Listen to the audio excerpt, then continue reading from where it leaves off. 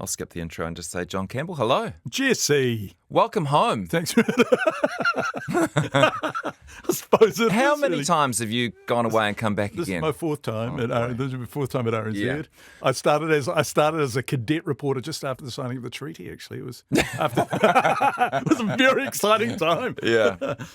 Why have you come back? I really, lots of your listeners, lots of people listening today will know what I'm talking about when I say that I've spent my entire life listening to RNZ.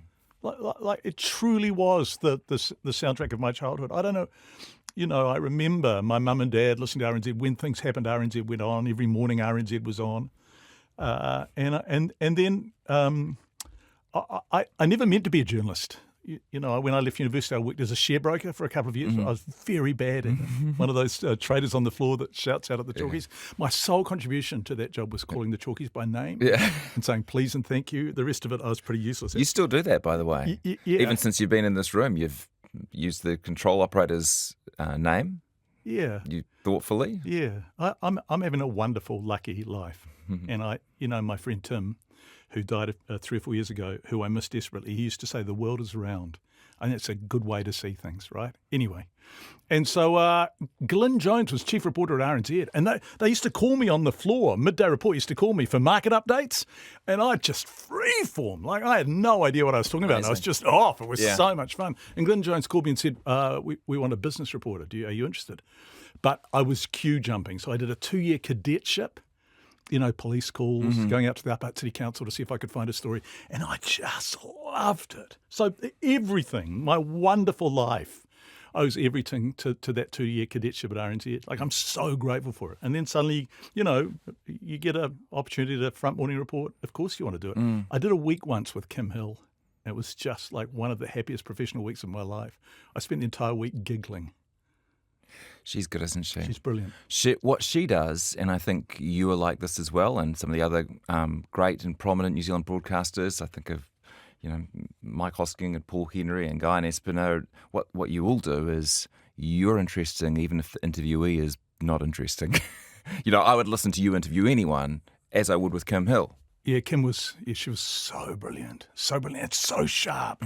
And one of the many things I learned from Kim was she was highly, highly present in her interview. She did exactly what you're doing with me now, just completely engaging with me, like there's just only you and I in the world. And that was this brilliance of hers. People rise to the occasion. And as you say, if they don't, she's good to go. She's so sharp and so funny. You're dodging a compliment, but people thank are you. excited to have you join. I'm really looking forward to it. People within the building are excited. My friends are, hey, they've announced who it's going to be John Campbell. So there's that moment. Yes. Yes, Yeah. lovely, really lovely. Thank you. And did you have to talk it through with your family? Because it's a brutal job. Yeah, I did breakfast for 3 years on TV, and you start, breakfast you have to be in, because there's makeup and all that, you have to get dressed and all that kind of stuff to be on the telly.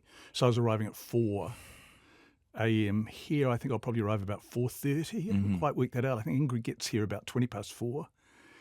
But my family are all grown up now. I mean, they don't really give a damn what Dad's up to. Yeah, it probably suits someone whose kids have grown up a little bit more than it does if they're toddlers. Yeah, nightmare. Or newborns. Toddlers, yeah. So you're not worried about that aspect? Not at all. Yeah. No. I think, and once again, everyone will listening, and you know this, that if you have a job you love, then, it's fine. Yeah, look forward to. Yeah, getting up early is fine. Yeah. I mean, that's a bit of a fib. I mean, I hate the mornings, but it's worth it. Has your approach to the radio and to interviewing changed at all since last time you were here at Checkpoint? Have you got new wisdom? Have you changed your approach? Will you do things differently to last time you were on the radio? That's a very good question. I don't know the answer to that.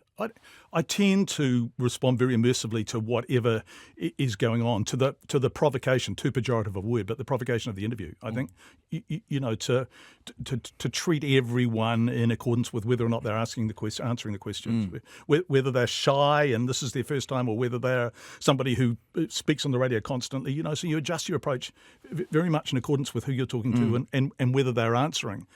I love doing Checkpoint. I really enjoyed it. One of the things I've tried to think a lot about is greater precision in my questions. I think sometimes I can be guilty of fashioning the question while I'm asking it. And one of the things that Annabelle, who's now EP of Morning Report, is doing is she's pushing the interviews shorter, so they're now sort of 4, 5, 6 minutes. You know, on Checkpoint, we would do interviews that were 8, 12, 15 minutes. So you can kind of philosophize and experiment, and you can create a narrative arc, and you can lead someone in a direction. When the interviews are shorter, you've just got to be focused. Much more surgical precision. So that's a work on for me, Jesse. Yeah. So much of it must be instinct now, right? If I asked you to give me some tips on interviewing politicians, you would probably have to think really hard about what it is that you do, because you've got all these decades behind you and you just know what an interview needs. You smell when something's going right and when something's going wrong, I'm sure. Yeah, and the moment you started to ask that question, I thought, shivers, what are my tips? So you're right, I didn't have any. Yeah. The thing now we're dealing with there's so much perception bias. Like everyone hears an interview. I had this extraordinary experience with Jacinda Ardern on breakfast that I wandered out. I was wandering around the wild streets of Grey Lynn, Jesse, later that same morning. I was accosted by two people about 80 to 100 metres apart.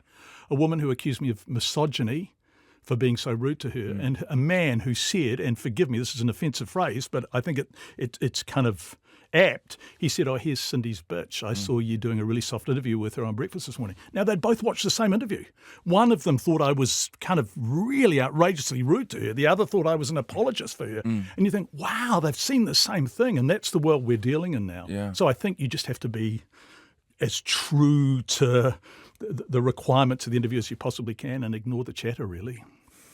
There's a perception that RNZ lost listeners because it was too woke in the morning, too left-leaning, that it scared people who might have been more centrist or more leaning towards the right off to other stations.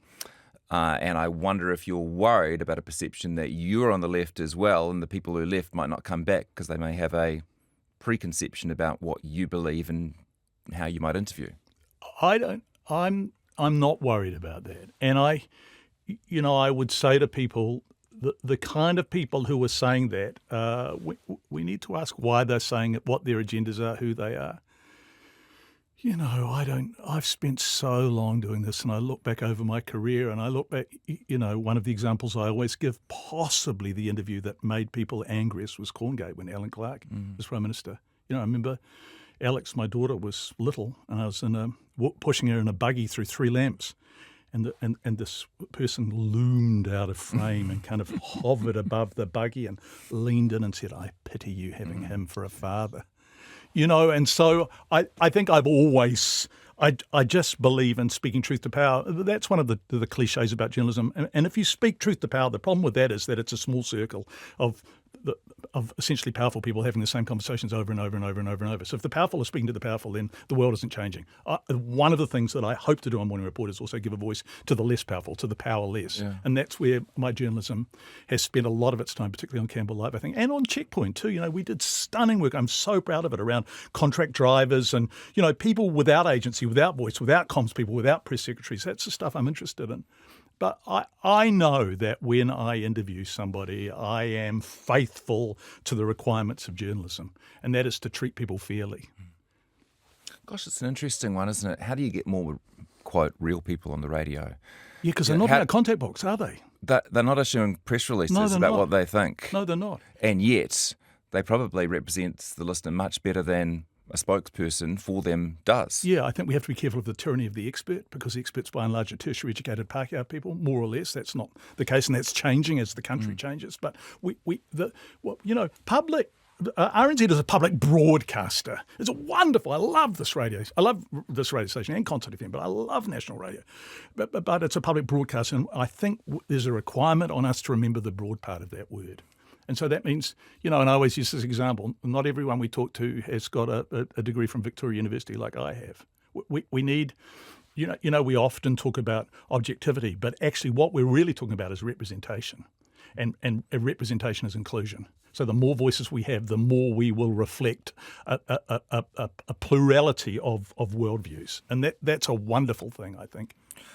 Unfortunately, your employment contract has just been voided because you referred to it as national radio, not RNZ National. Sorry, so, I apologise. See you in another few years, mate. Sorry, Go and practice. That's me going back to the cadet. Even as I was saying it, I was thinking, that's not right.